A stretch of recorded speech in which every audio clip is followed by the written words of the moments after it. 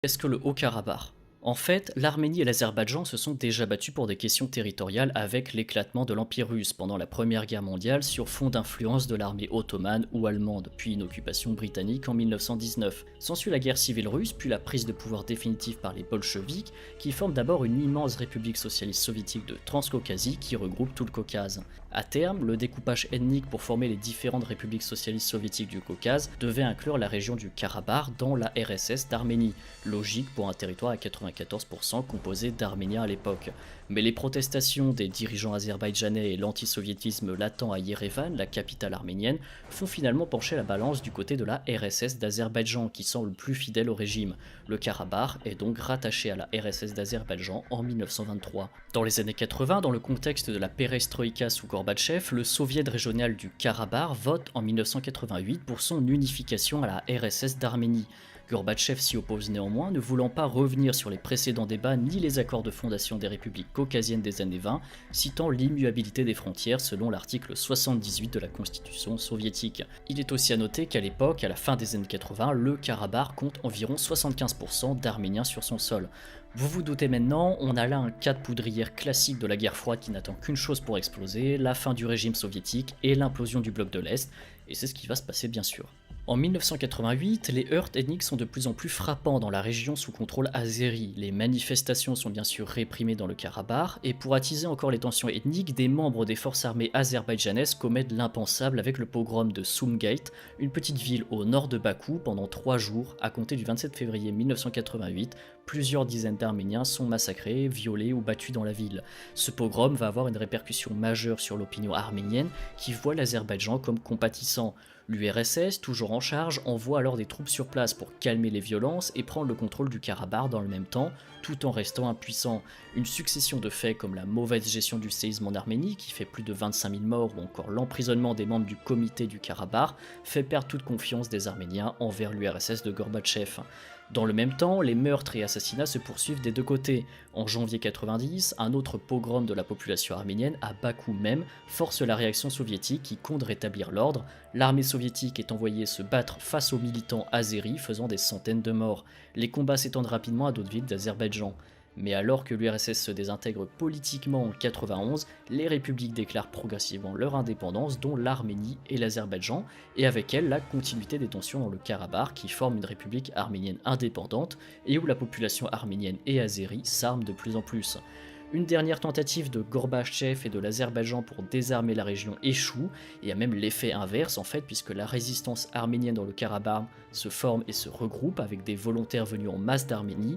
D'un côté, le discours arménien explique lutter pour sa survie, la disparition du Karabakh ne serait que la première étape d'une disparition totale de l'Arménie, et de l'autre, l'Azerbaïdjan met en avant le nationalisme arménien comme principal danger, qui ne s'arrêtera pas au Karabakh, mais qui souhaite retrouver les frontières d'une grande Arménie.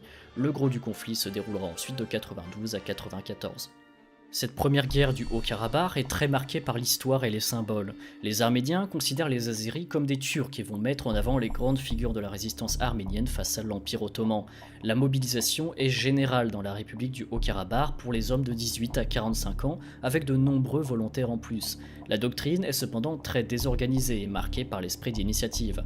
En face, l'armée azerbaïdjanaise est aussi une armée de conscrits avec de nombreux volontaires dans les premiers mois. Elle possède tout de même l'avantage économique avec la rente pétrolière de l'Azerbaïdjan et des forces paramilitaires, aussi bien de la mouvance pan-turque comme les loups gris que des mercenaires ou encore des moudjahidines afghans. Il ne faut pas oublier aussi que le monde soviétique était en complète désintégration à cette époque et dans une anarchie totale. Vous ajoutez donc à cela des anciennes troupes de l'URSS qui offrent leurs services aux deux parties ou aux plus offrants, la vente d'armes au gros par les cadres de l'armée soviétique démantelée et vous obtenez la première guerre du Karabakh. Pour les chiffres, on parle d'environ 40 000 hommes des deux côtés, avec un net avantage pour le matériel du côté azéri, en artillerie, en chars, transport de troupes et surtout en force aérienne, mais l'Azerbaïdjan ne saura pas les utiliser à son avantage à l'époque. La clé de voûte du conflit, et retenez-la bien car elle est encore d'actualité, c'est le fameux corridor de Latchine qui relie le Haut-Karabakh à l'Arménie. Pour résumer le déroulement de la guerre, en 4 mois, l'Arménie va prendre l'ascendant en prenant le contrôle de la ville de Khojaly, où se situe le seul aéroport de la région à la fin février. Elle prendra ensuite la ville de Choucha, une ville bastion de la région en mai, et finalement le corridor de Latchine qui sera contrôlé fin mai pour l'Arménie. En juin, l'Azerbaïdjan contre-attaquera avec l'opération Goran-Boy et prendra contrôle du Nord-Karabakh. Et après une pause hivernale, les combats vont reprendre encore une fois à l'avantage de l'Arménie, tandis qu'en Azerbaïdjan, la crise politique va mener au pouvoir Haïdar Aliyev, qui est le père de l'actuel président au pouvoir, et l'Azerbaïdjan va continuer d'essuyer de nombreux revers avec une tactique militaire infructueuse. Le conflit va finalement se geler avec le cessez-le-feu de mai 1994. Après le cessez-le-feu, le Haut-Karabakh devient une entité fantôme, le droit international ne le reconnaît pas comme tel. Sur le papier, il s'agit en effet d'un territoire séparatiste de l'Azerbaïdjan. Dans les faits cependant, c'est une république autonome avec son gouvernement et sa constitution. Depuis 1994, la région est donc couramment en proie aux escarmouches.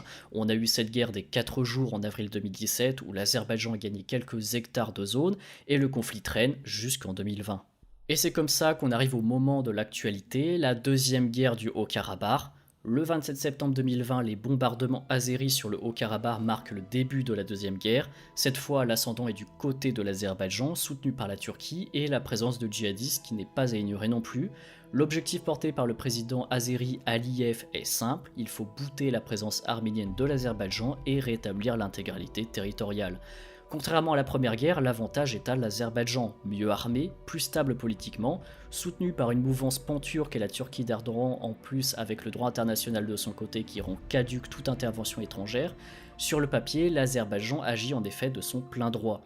Bien sûr, on ne va pas revenir sur l'inutilité de l'ONU, de l'Union Européenne ou encore des États-Unis et de la France qui condamnent, souhaitent l'arrêt des combats, mais n'ont toujours pas compris que le vrai logiciel de la géopolitique ce sont les actes et pas les paroles. Le moment de l'attaque est donc parfait, le monde occidental est bridé par le Covid-19, les États-Unis sont en plus dans un contexte d'élection présidentielle décisive à arriver, et la Turquie a pu constater qu'elle pouvait avancer ses pions en toute impunité depuis plusieurs années maintenant, aussi bien en Libye, en Syrie ou encore en Grèce.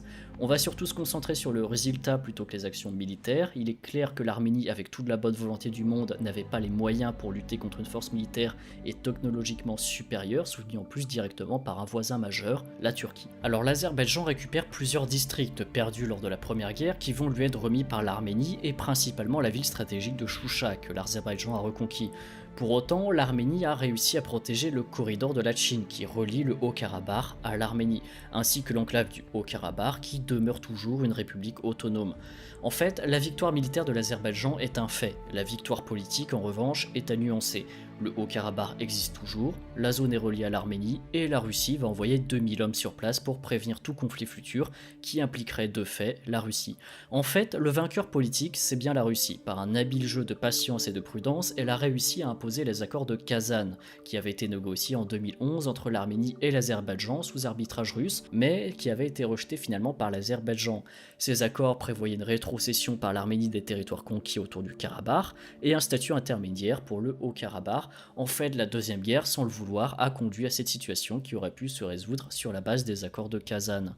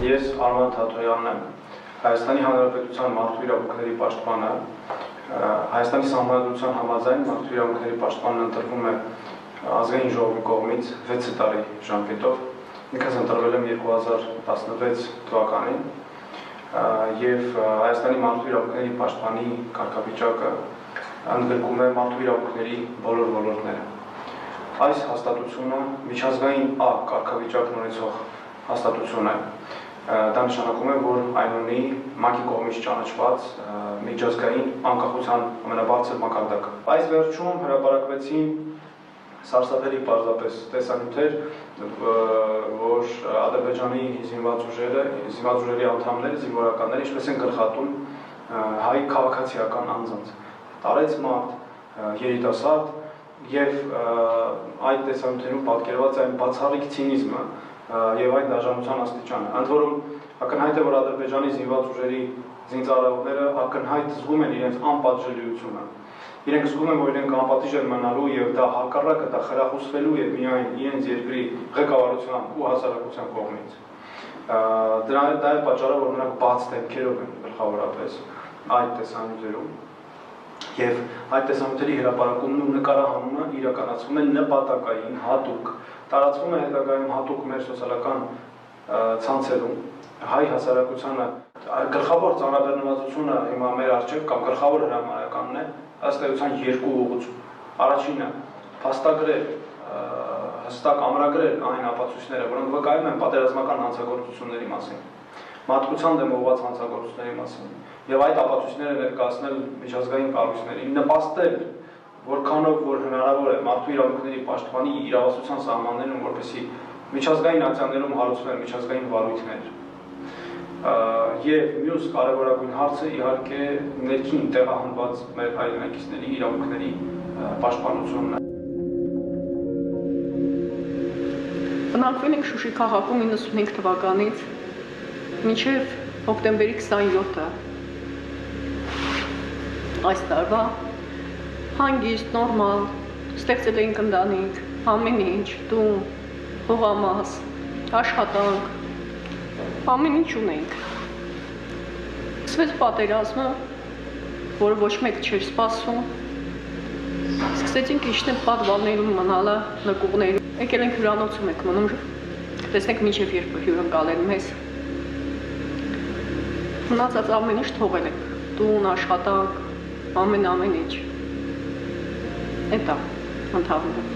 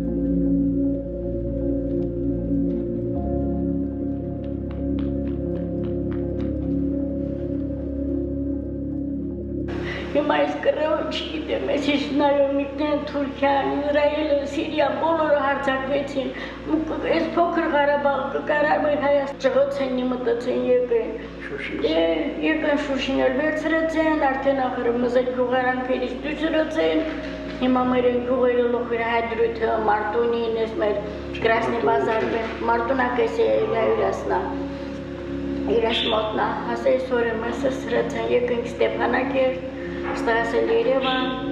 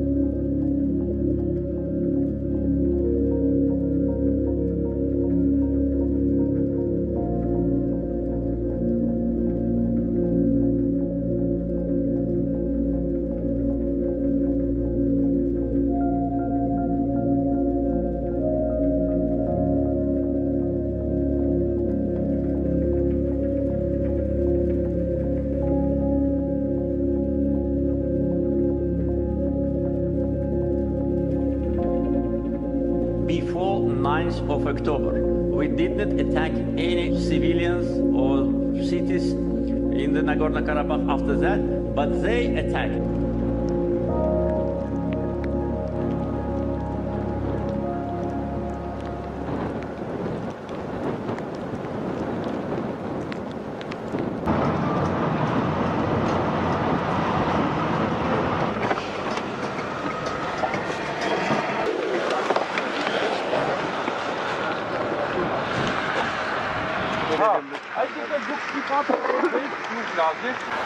Դրսում մնա այս կա ժողովուրդ դեսում, սաղ են դրսում, վարժովտուն չկա։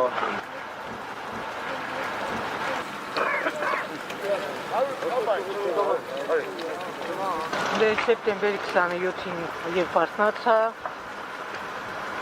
ձայն լսեցի, ասի ես ինչ ա, վրոջի բխտում եմ։ Մեկ է, որ իրար հետևից սկսեցին խփել, ասի կռիվա։ Վեր կացա երեխաների կանչեցի, երեխեք վեր կացեք, 4 երեխա ունեմ, կռիվա։ Երեխա չզարթնին, վախենալով, շորերը հագան, ինչ անեն, դողում են։ Հետո ասին հայտարարին, որ հա կռիվա։ Տղամարդկանց տարան հոստել, մենք էլ մնացինք գյուղում։ Մի օր, երկու օր խփում էին, ինչքան խփում էին, այդ ձայները մոտենում էին։ Հետո ուժը տեսանք, որ երեխաներին պիտի հանեք գյուղից։ Երեխաներին սկսենք հանելը, կանայք մնաց։ Հետո կանայք դուրս եկան։ Իմ ամուսինս տանը ձենք հնգում էր հայացը։ Ամուսինս ոնց մնա գյուղում։ Ինչքան զոհից, ինչա բոլորին ֆոտորացվին ֆրծած, երկու զոհի մեր գյուղից։ Ոչ մի բան չեն հանել։ Մեզ քիչեն էլ ասել, պիտի վեշ հանեք, նենց ով ինչ կարած, սենց հակինք մեր հակի շորերն ան, այսքան տարի չարվեցինք, տուն, տեղ, մարդկա չեր էլ գնում հիվանդանոց, ասում է, այս մեկ ավելցնեմ, մեկ ավելցնեմ, հիմա ոչ առողջություն կա, ոչ տուն կա, խաղապահների մոտ են գնացել, գրանցել, որ պիտի մտնեք գյուղը, այսօր զանգից է պիտի գնաք դեպը, կանգնած ենք, տեսնանք կթողեն, մտնենք բոն է մեր դոկումենտացիան, մեր երեխաների շորերը, ես հաց մեզ ենքան գումար չոնեք, որ գնանք շոր առնենք, հիմա չգիտեմ, սենց բոլորը սպասման մեջ են։ Բան չէ թող, աղ մեկ փուտի տարած է արդեն։ Իրավություն, բեկերային։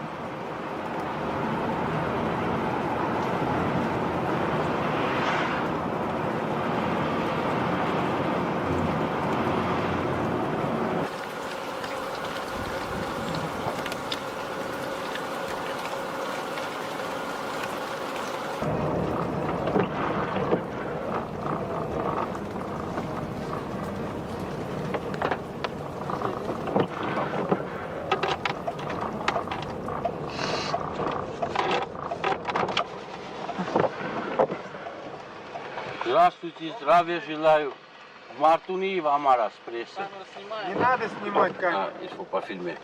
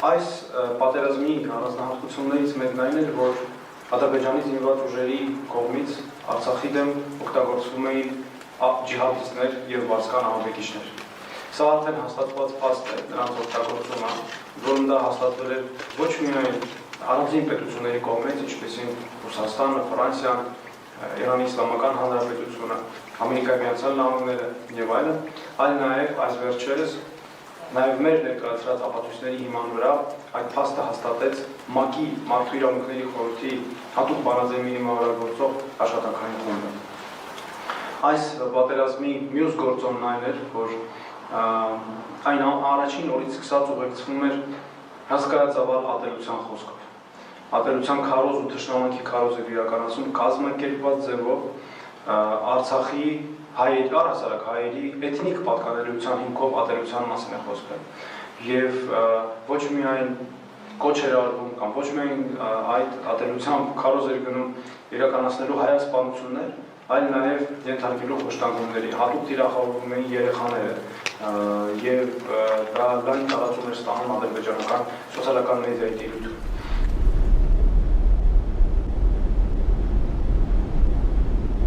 Ես նաև մեկ բան լրացնեմ, որ այս պատերազմի հետևանքով 100,000-ից ավել քաղաքացիական անձ, ընտանիքներ հայ տեղահանվեցին հարկադրված ադրբեջանական հարձակումների հետևանքով 100,000 մարդ եւ ավել 30,000-ից ավել երեխա հարկադրաբար տեղահանվեց 25,000 գրեթե երեխա զրկվեց դպրոց հաճախելու հնարավորությունից։ Ընդ որում պետք է ասեմ, որ մեր ուսումնասիրություններն են նաև հաստատել դա, որ Ադրբեջանում ատելությունը գեներացվում է քաղաքական բարձր մակարդակում, ունի պետական բարձր աջակցություն, խրախուսվում է մշակութային գործիչների կողմից։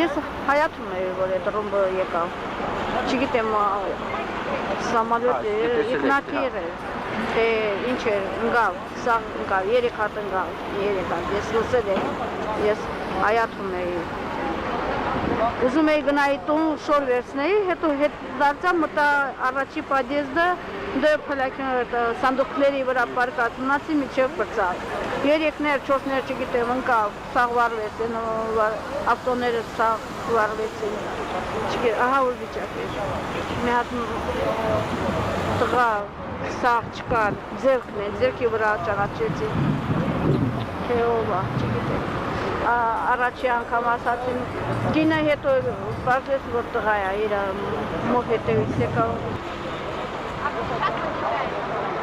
մինիմում 15,000 բնակարան եւ տուն է վնասվել, լրջորեն կամ ավիրվել է, կամ մասնակիորեն է վնասվել, գրեթե ամբողջ Արցախի հանրապետության տարածքում, իհարկե չհաշված օկուպացրած տարածքներում բնակարանների վնասման դեպքերը, որոնք մենք շատ դեպքերում արդեն տեղյակ չենք, թե ինչ է կատարվել, մինիմում 3500 հանրային նշանակության օբյեկտ եւ ենթակառուցվածքներ են վնասվել կամ ավիրվել ամբողջությամբ, եւ մինիմում 2500 մեքենա է վնասվել կամ ամբողջությամբ ոչնչացվել։ Բազմաթիվ այլ հետևանքներ են եղել, բազմաթիվ դեպքեր են եղել, որ այնպիսի օբյեկտներ են թիրախավորվել դիտավորյալ կամ չտարբերակված կերպով, որոնք գտնվում են միջազգային մարդասիրական իրավունքի հատուկ պաշտպանության ներքո, մասնավորապես հիվանդանոցներ, շտապօգնության մեքենաներ, եկեղեցիներ, դպրոցներ, մանկապարտեզներ եւ այլն։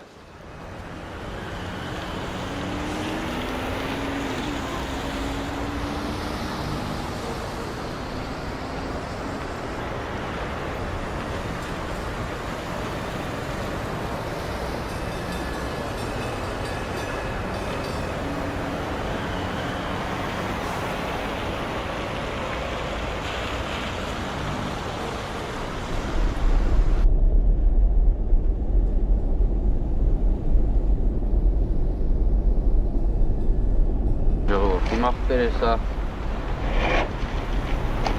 զոհվել է իր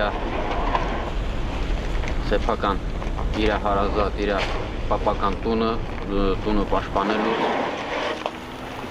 մեր գյուղի մարտերի ժամանակ զոհվել։ Արել է ինչ, այն աշխատանքը ինչ արել են այս բոլոր տղաները։ Մենք բոլորս որ այսօր բախտի բերմամբ ոչ ենք մնացել այդ ահռելի մեծ, չգիտեմ բարբարոսական ասեմ, չգիտեմ տերորիստական ասեմ, հանրապետություններից խմբավորումների դեմ։ Արել ենք այն, ինչ կարողացել ենք անել, արել ենք անհնարինը։ Առաջի պատերազմում կորցրել եմ հորս, երկրորդ պատերազմին մասնակցել ենք ես ու եղբայրս, երրորդին կորցրել եմ եղբորս, չորրորդին պատերազմել եմ նաև ես։ Ես իմ ծառայող եմ և իմ ծառայությունը շարունակելու եմ հետագայում էլ ավելի ինչքան հնարավոր է մեր երկիրը, մեր հող ու ջուրը պահելու, պաշտպանելու համար, որովհետև ես գիտեմ իմ Արաբազգան են կռվաններից, մատբեն չի, Ադրբեջանցի չի։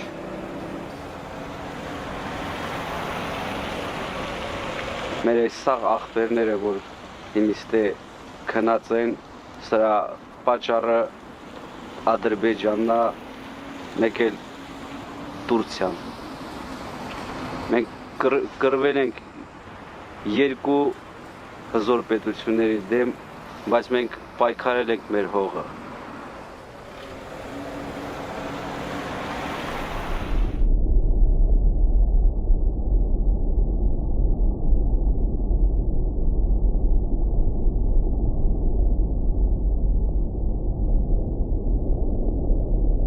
Հանցագործությունների մեկ այլ տեսակ է արգելված զենքերի և արգելված մեթոդների կիրառումը Արցախի բնակչության դեմ լայնորեն, մասնավորապես կասետային զինատեսակների կիրառումը, ֆոսֆորային զինատեսակների կիրառումը և լայն ազդեցությամբ զինատեսակների կիրառումը, որը նույնպես արգելված մեթոդ է, ու ավերածությունների շատ դեպքեր արձանագրվել են հենց կասետային ու հատկապես լայն ազդեցությամբ զինատեսակների կիրառման հետևանքով, որոնք կիրառվել են գլխավորապես խիտ բնակելի հատվածներում, այդ թվում մայրաքաղաք Ստեփանակերտի դեմ։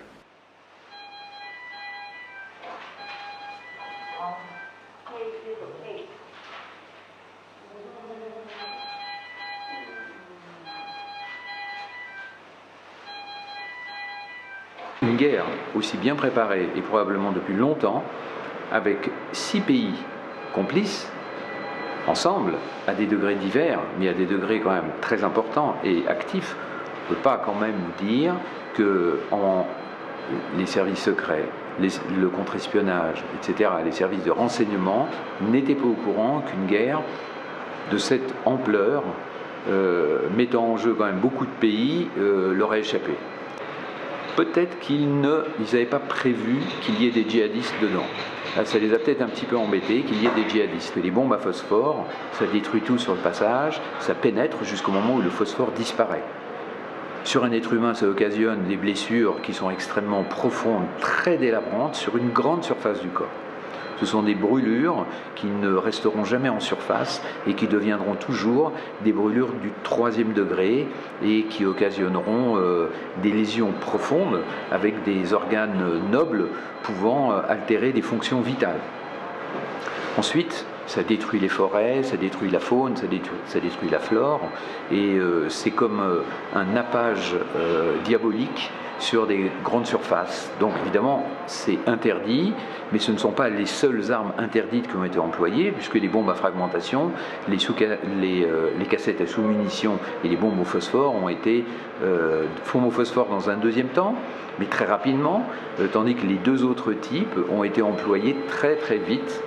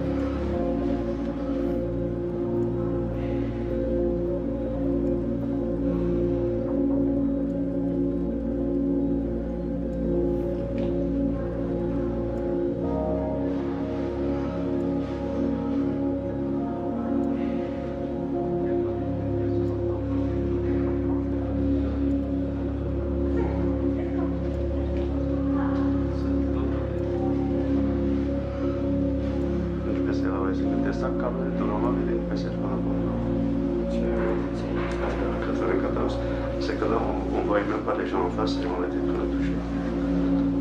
C'était pas une guerre classique. C'est les droits de la grande différence. Oui.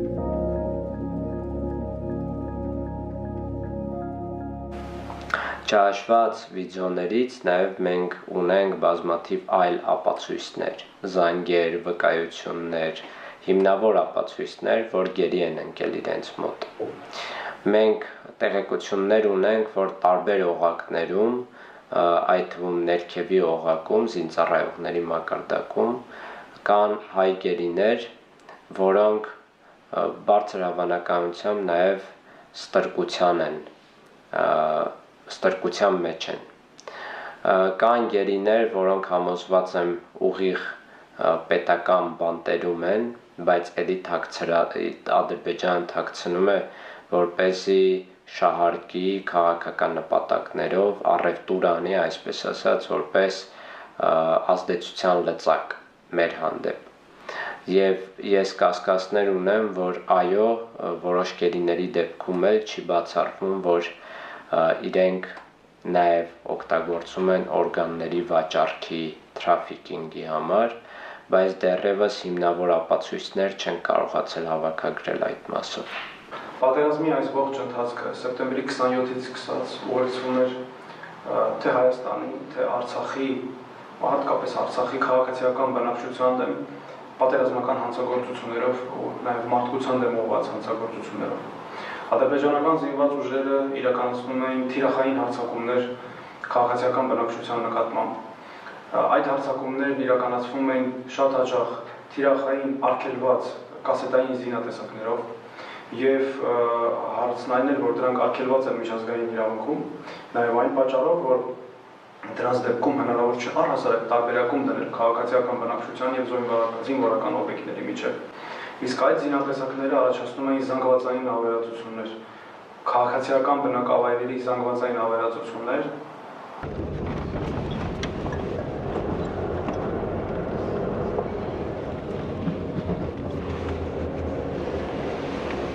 C'est ce que je vais faire.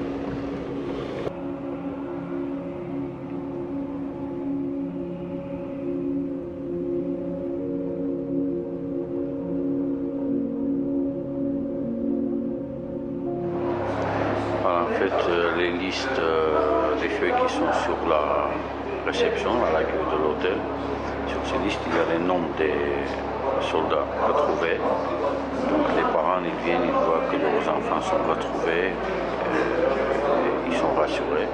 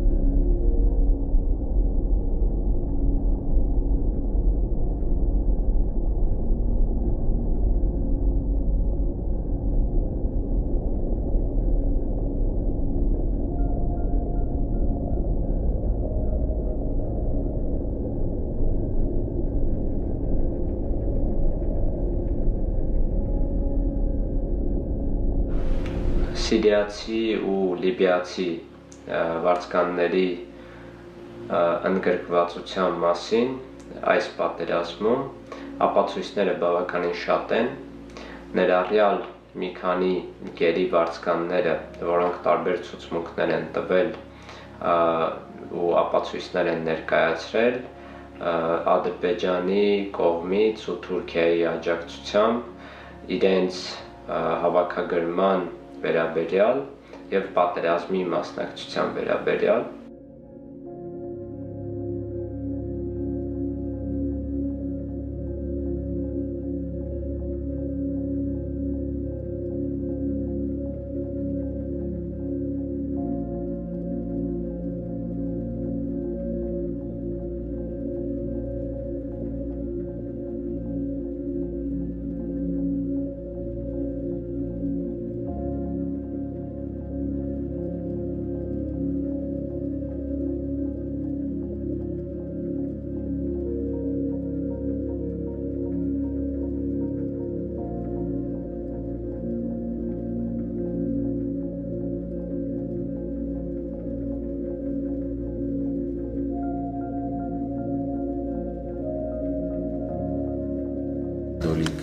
وين مين مؤلف؟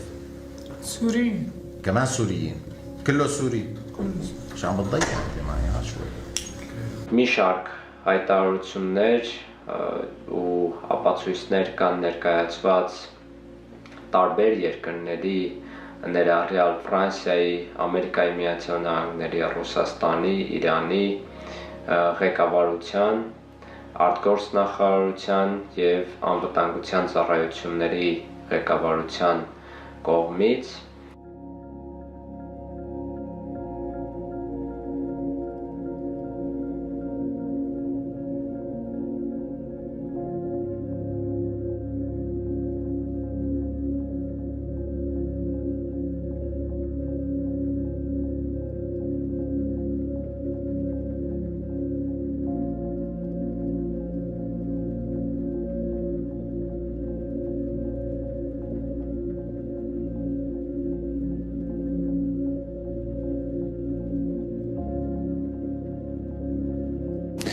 Ces combattants sont connus, tracés, identifiés. Ils viennent de groupes djihadistes qui opèrent dans la région.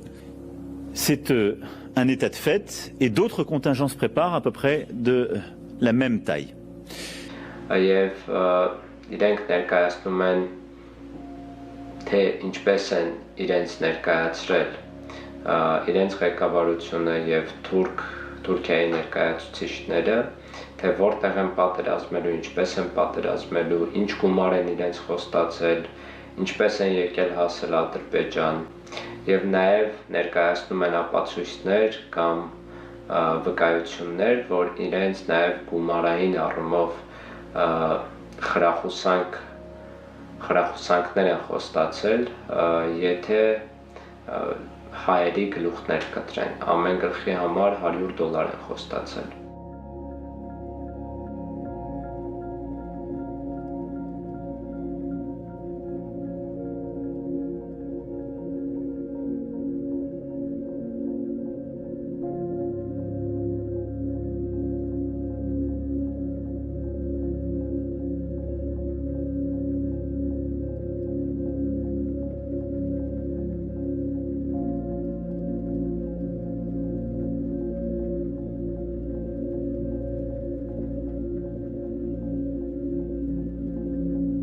Если на фронте прямо сейчас боевики из Сирии? Нет, это очередной фейк-ньюс.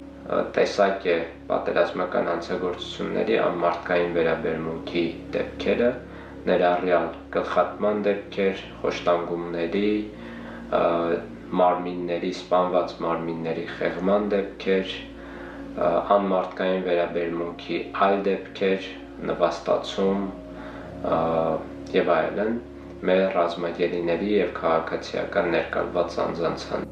Je ne vais pas vous dire aujourd'hui que c'est une ligne rouge, parce qu'elle est franchie. Elle est franchie. Et les djihadistes qui ont été neutralisés, les 1500 djihadistes qui ont été neutralisés, en fait, ce sont des djihadistes qui auraient pu se déverser sur l'Europe, qui auraient pu se déverser sur le monde entier. Il aurait pu y avoir dans ces djihadistes des gens qui fassent un deuxième Bataclan, par exemple.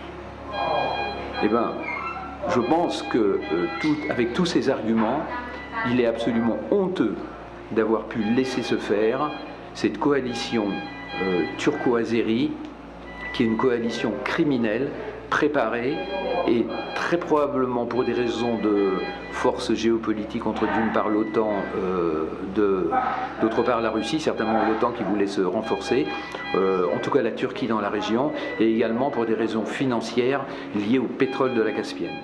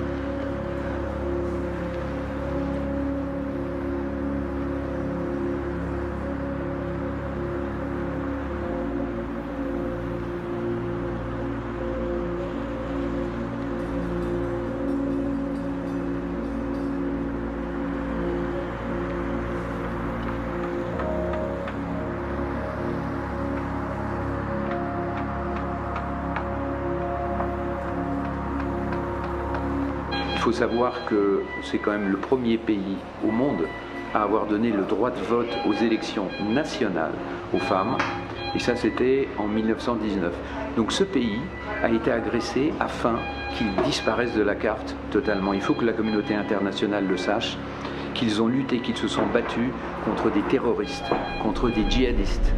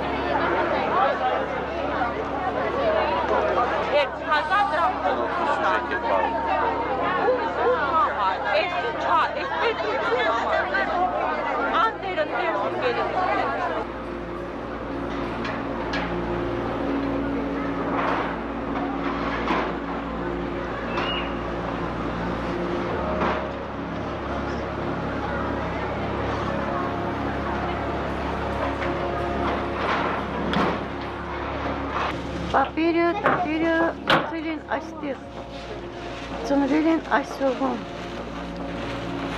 Եվ ես նույնպես ծնվել եմ Արցախյան հողում, այստեղ։ Մենք ոչ մեկին չենք խանգարել, խաղաղ ժողովուրդ ենք։ Մենք սիրում ենք աշխատել, արարել, ապրել։ Մենք շատ փոքրաթիվ ենք, մենք չենք կարող 4 պետության դեմ կռվել։ Նա այնպիսի վատ բաներ է արել, այնպիսի զենք է կիրառել խաղ ժողովրդի նկատմամբ, հիվանդանոցներ է ռմբակոծել, մարդկանց է սպանել, անձի մարդկանց, խաղ բնակիչներին, անտառներում ֆոսֆոր է վերածել, երեխաներ են տուժվել, մարդիկ են տուժվել, որ հիմա բնակիչները տուն-տեղ թողած թափառում են, որպեսզի մի փոքրիկ կացարան գտնեն եւ ապրեն այնտեղ։ Մտել են հադրուտ, կտրել են 2 հոգու, մար եւ որդի, նրանց գլուխները միթե գալի է այդպիսի բան անել։ Ես ձեզանից շատ շնորհակալ եմ։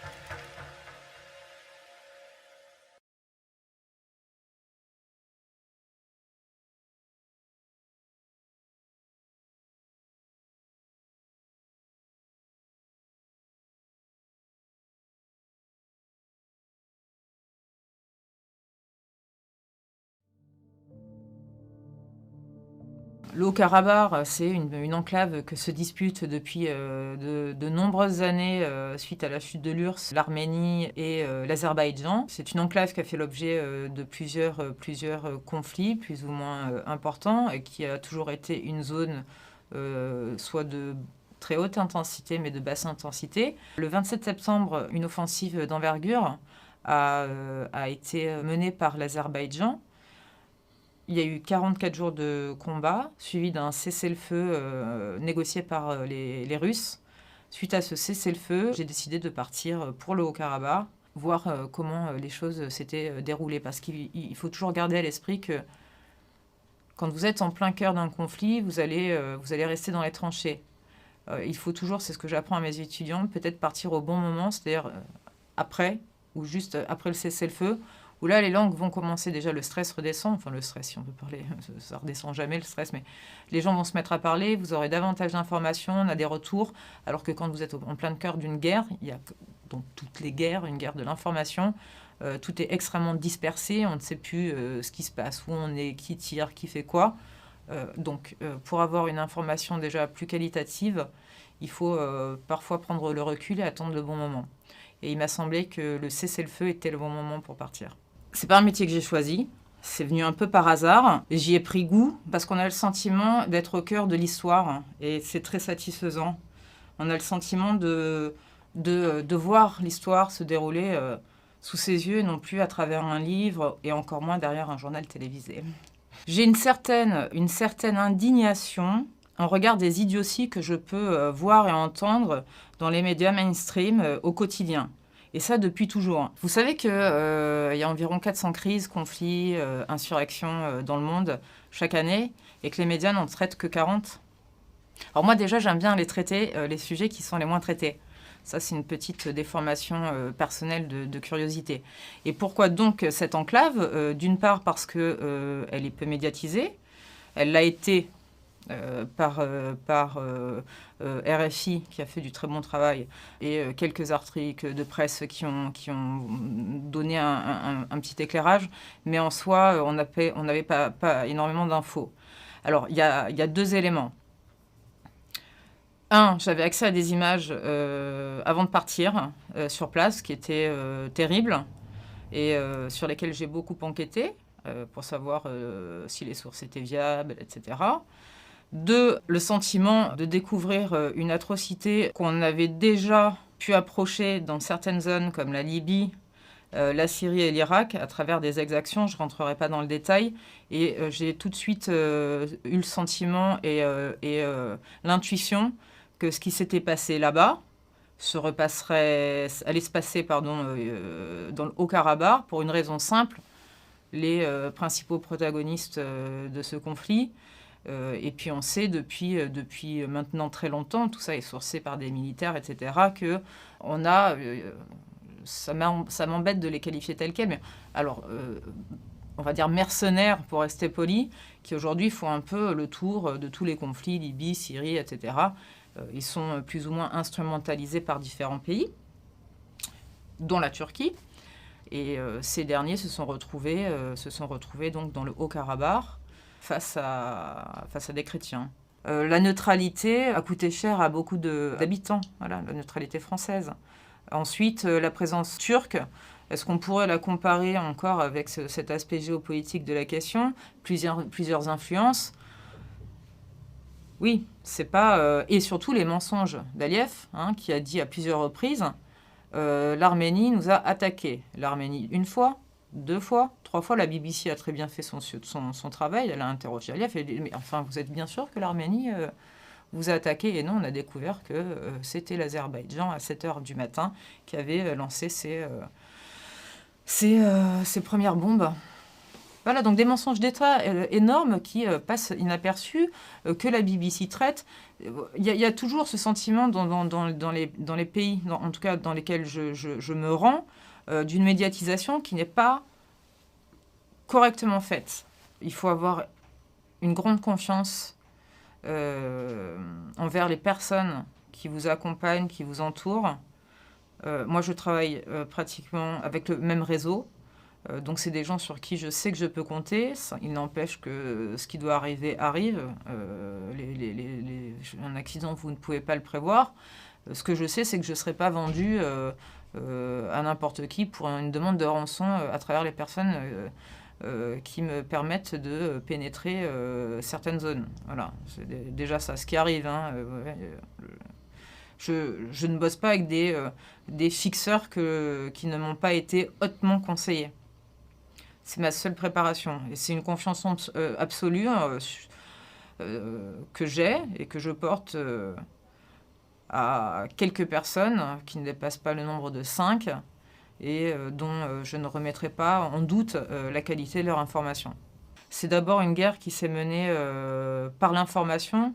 Ça date de Daesh, ça n'a rien de nouveau. C'est des vidéos qui ont pour objectif de semer la terreur, de balayer avant même que l'armée pénètre. Vous avez vu un civil se faire égorger, un autre se faire couper l'oreille, etc. Vous vous dites, bon, vaut mieux que je parte avant que l'armée pénètre dans le village où je vis. Ça permet également de démobiliser le moral des troupes. C'est pas nouveau non plus. La propagande, quelle qu'elle soit, a toujours existé dans toutes les guerres. On fait tout notre possible pour jouer sur l'aspect psychologique, aussi bien des soldats que de la population. Là, aujourd'hui, à travers les réseaux sociaux, c'est une nouvelle forme de pression psychologique.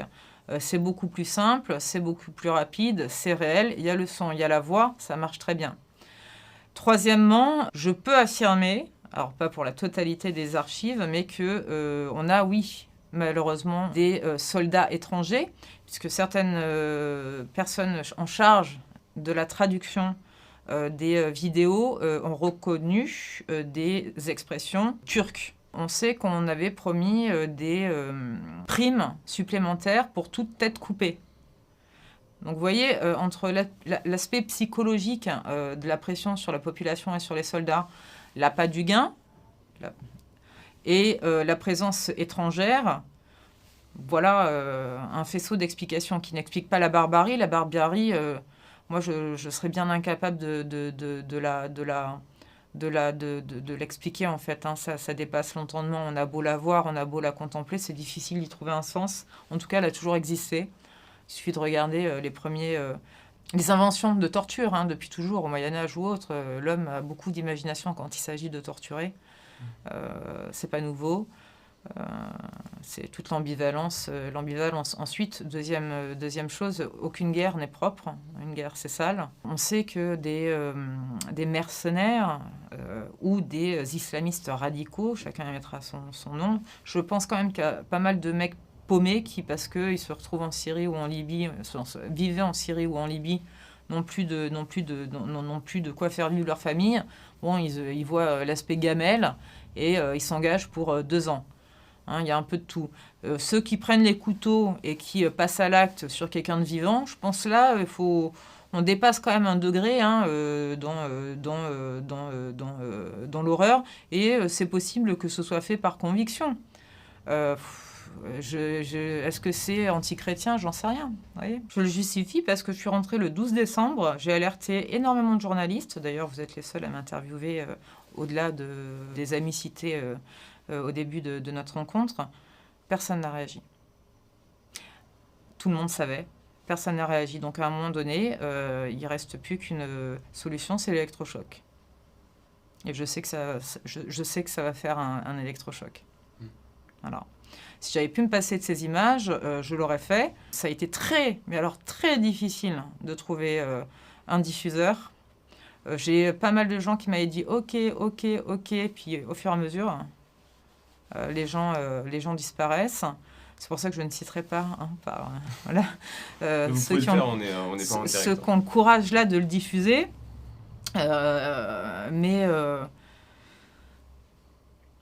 Moi, je condamne ce silence. Les chaînes de télé ou les bon, vous avez Buisson qui en parle. Hein, voilà, on a quand même le soldat Buisson, il fait un travail remarquable là-dessus. Mais les chaînes de télé mainstream ne veulent pas en entendre parler. Et voilà, hormis Onfray qui s'est rendu là-bas, qui en a parlé sur le plateau CNews en disant mais c'est abominable, on sait ce qui s'est passé, on connaît les atrocités et on est dans une indifférence totale. Je rappellerai, bon, ce sont enfin, vous voyez l'entourage, c'est les derniers, ce sont des chrétiens. L'Europe, bon, quoi qu'on en dise, elle a quand même une histoire chrétienne, il me semble. Aujourd'hui, ça fait honte à tout le monde, mais enfin, bon. Et on laisse se perpétrer des actes d'une barbarie sans aucune réaction. Après, on va... paix à son âme, hein, voilà. Paty, c'est très bien, tout le monde a applaudi, ok. Mais ce qui se passe là-bas, c'est de la même hauteur, et c'est ce qui pourrait demain déferler en France. C'est tout à fait possible, je l'espère pas. Mais enfin, des têtes coupées, on en a quand même assez régulièrement. Je pense que là, ça devient de plus en plus des attaques au couteau, etc. Bon, alors c'est parfait de s'indigner comme on le fait sur les réseaux sociaux, de mettre des petits trucs, je suis Paty, je suis ci, je suis ça. Mais quand, à quelques heures de Paris, encore une fois, vous avez ça, puissance 10, avec les mêmes mecs qui ont les mêmes revendications, je parle encore une fois, pas celui qui cherche la gamelle, mais des extrêmes. Et je pense que certains mercenaires se sont contentés de tirer pour nourrir leur famille. Certains ont pris un plaisir certain à égorger, à humilier et à faire souffrir. Pour avoir regardé les images, vous regardez les yeux, les rires, les applaudissements, voilà.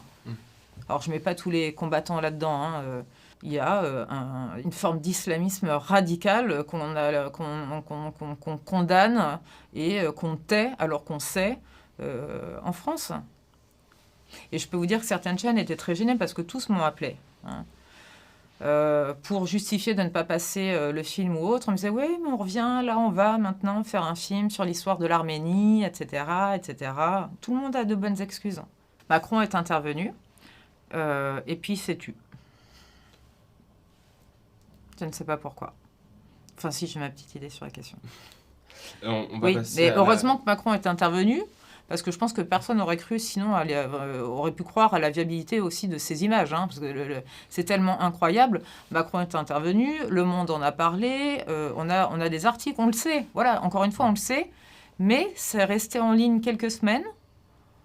Si on cherche bien, on trouve, mais il n'y a pas eu de réaction politique. Après, il y a eu la réaction de la communauté arménienne en France, qui a été même parfois pris pour cible, je pense notamment à Valence ou à Lyon, par des membres des loups gris, il me semble. Mais je crois que c'est un des premiers conflits qui a été relayé un peu par le bas, par la diaspora arménienne qui s'est pas mal investie dans le relais de l'information. Je suis allée visiter l'hôpital des Grands Brûlés à Yerevan. Vous savez, quand il y a une guerre, vous avez plusieurs hôpitaux, et puis les plus graves, il faut des hôpitaux de qualité pour les traiter. Donc, ces derniers ont quitté Stepanakert, capitale du Haut-Karabakh, pour se retrouver à Yerevan. J'ai tellement été stupéfaite, déjà quand vous voyez des jeunes de votre âge, brûlés, enfin, méconnaissables, parfois méconnaissables. Et il n'y en a pas un, il n'y en a pas deux, il n'y en a pas trois, il n'y en a pas quatre, il y en a des centaines et des centaines et des centaines et des centaines. La preuve en est la séquence que je ne vous ai pas montrée, qui est dans le film, où j'ai filmé des cimetières qui se construisent à la va-vite, tellement les gens meurent, enfin voilà. Pourquoi avoir montré ces images ? Parce que c'est la première, enfin pas la première, mais c'est une attaque qui a été pour eux une grande surprise, parce qu'elle s'est jouée dans les airs, à travers des drones, et ce sont ces drones qui ont balancé des missiles au phosphore. Et donc, quand j'ai parlé avec un jeune, il me disait, mais on entendait juste le zut, on n'avait pas le temps de bouger, que ça tombait. Et c'est une guerre qui s'est jouée dans les airs, principalement via ces drones. Et ces drones chargés de bombes au phosphore. Des drones azéris ? Aucune idée. Je ne savais pas que l'Azerbaïdjan avait des drones. Ah ben, tous les pays en ont. Bah non, c'est les bombes sur lesquelles il faudrait s'interroger. Qui produit du phosphore aujourd'hui ? J'ai ressenti durement l'absence de la France. Après, la communauté internationale, personnellement, je m'en moque. Moi, ce qui m'intéresse, c'est davantage la diplomatie de mon pays et être fier des idéaux qu'elle défend, des valeurs. Voilà, donc je laisserai de côté la communauté internationale et j'aurais, oui, aimé que la France plus. Bien davantage, oui. Je ne suis pas certaine que des combattants d'une armée régulière en seraient venus à couper des égorgés vivants des gens. Enfin, j'ose, là, je suis peut-être très naïve, mais je ne pense pas que ce se serait produit de cette façon-là. Et ensuite, tout ça a été orchestré, c'est prouvé par la Turquie. Qu'est-ce qu'elle est venue faire là, la Turquie ? Donc elle a fait venir des hommes bien avant. Le début des combats, c'est le 27 septembre. On sait à travers des suivis d'aviation qu'il y a eu des transports d'hommes, etc. Enfin, une guerre comme ça ne s'improvise pas du jour au lendemain. Donc c'est beaucoup de préparation. Est-ce que pour vous, l'éclectisme du camp azéri, donc avec des mercenaires un peu venus de tout le Moyen-Orient, peut expliquer la barbarie de ce théâtre d'opération ? L'éclectisme... c'est-à-dire qu'on avait des Turcs, on avait aussi des anciens combattants de Daesh, on n'avait pas que des Azéris, quoi. On présentait ce conflit comme Azéri contre Arménien, et en fait, finalement, on retrouvait un peu de tout dans le camp azéri. Est-ce que ça peut expliquer la violence des images de la première vidéo ? Je ne sais pas, j'ai posé une question à l'ombudsman. Est-ce qu'il craint, lui, parce que n'oubliez pas, on est en terre chrétienne, que des radicaux salafistes soient placés dans des villages qui ont été récupérés, des villages qui n'ont aucune valeur, si ce n'est une confrontation face-face et des enjeux, évidemment, géopolitiques et d'hydrocarbures, mais ça, on y reviendra plus tard, parce que c'est une zone tampon. Et il m'a répondu oui. Donc, éclectique. Vous voyez, par exemple, si vous prenez le cas de l'Irak, on sait que certains combattants radicaux qui n'avaient rien d'irakiens ont tenté d'installer des califats à long terme. Donc, c'est une possibilité. J'en ai pas la preuve, mais c'est une hypothèse qui pourrait être crédible. Au-delà de la violence, est-ce qu'on peut penser que la Turquie a des visées d'expansionnisme ? Parce que c'est quand même ces gens-là bossent pour la Turquie, très clairement. Donc est-ce qu'elle passe ses pions ? Là, je fais de la prospective totalement aberrante. Et j'ai pas de réponse à ça. Je suis pas, moi, géopoliticienne, mais pour en avoir un peu discuté, tout est possible. On les place, et puis on verra ce qu'il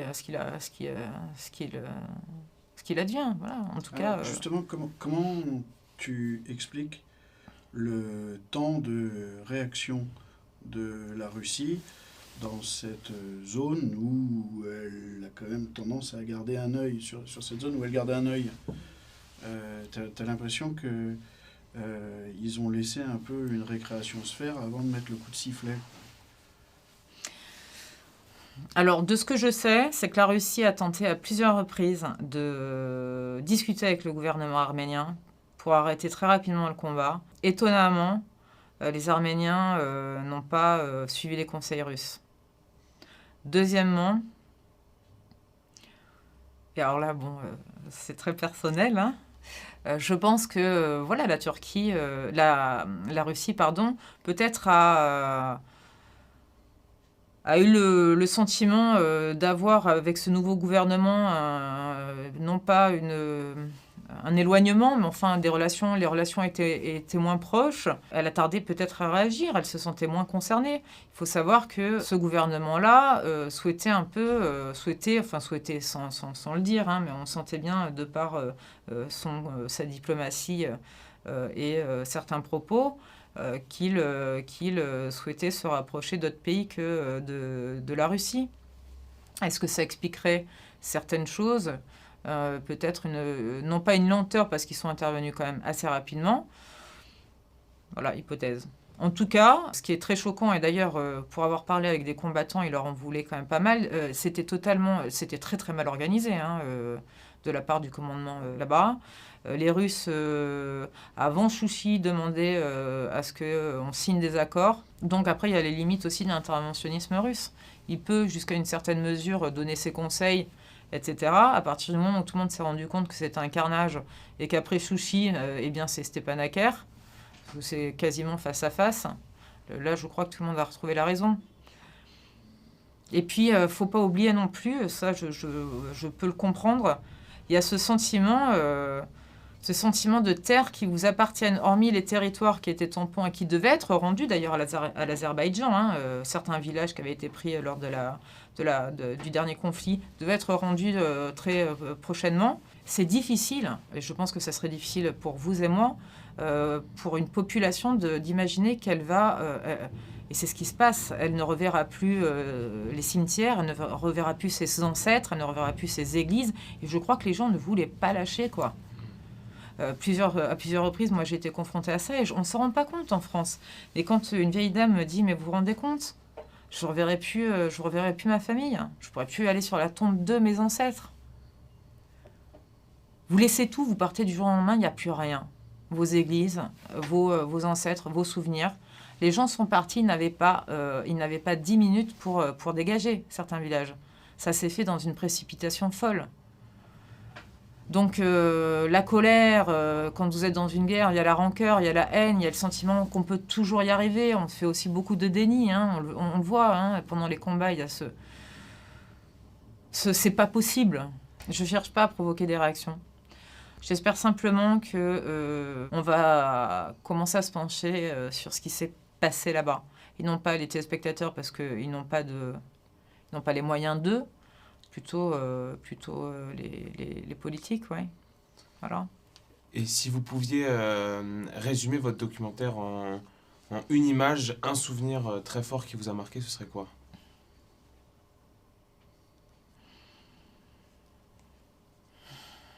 Une image. Alors j'en ai deux.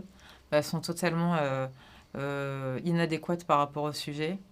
Il faut savoir que là-bas c'est magnifique. Je n'ai pas pu en montrer la beauté, mais vous êtes dans les hauteurs. Parfois les nuages vous frôlent. Et je me souviens donc d'une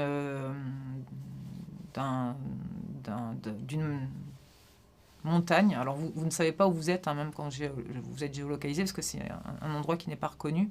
Donc Google ne vous dit pas où vous êtes. Vous êtes en Azerbaïdjan quand vous êtes dans le Haut-Karabakh. Mais j'étais dans cet endroit qui était juste féerique. Et c'est l'image d'un paysage. Je garde pas de souvenir des morts. J'ai une odeur, par contre, en tête. J'ai plutôt la mémoire olfactive. Celle de brancards de soldats que j'ai pu approcher, qui revenaient, qui étaient donc vidés, excusez-moi du terme, hein, chaque jour. L'odeur de la chair, aussi bien brûlée pour l'hôpital que la chair en putréfaction pour les brancards. Et sinon, quelque chose qu'on voit très rarement en France, et que j'ai également mis dans le film, qui est très marquant, c'est que quand vous arrivez sur le territoire, la nuit, vous avez des croix chrétiennes hein, qui parcourent les paysages, qui sont très illuminés. Et j'avais trouvé ça extrêmement poétique. Voilà, je préfère garder ce souvenir-là de paysage. Et donc c'est pour faire un peu ce sera la dernière question, mais c'est pour faire aussi un peu la jonction avec le début de notre entretien. Si vous pouviez donner un conseil à quelqu'un qui veut faire votre métier, qui veut être documentariste, qui veut aller dans des zones de combat, de conflit, ce serait quoi?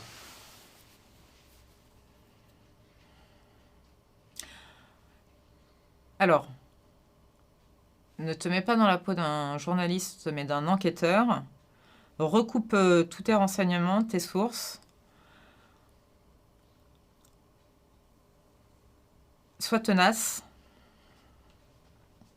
Prudent, ne cherche pas le scoop.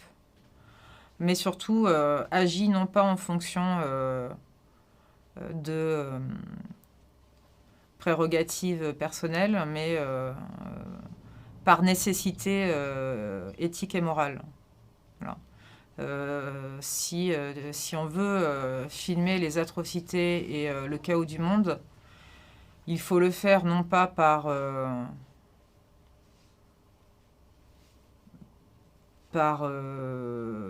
comment dire, vous savez, il y a beaucoup de gens qui se la pètent. Ah, moi, j'ai filmé telle mort. Mais le faire parce qu'on est convaincu que certaines images peuvent permettre parfois de faire réfléchir autrement les gens. Déjà, vous n'allez pas bien gagner votre vie, donc il faut le savoir. Mais il faut le faire par nécessité, par conviction, avec intégrité, avec déontologie, être incorruptible et ne pas penser au fric.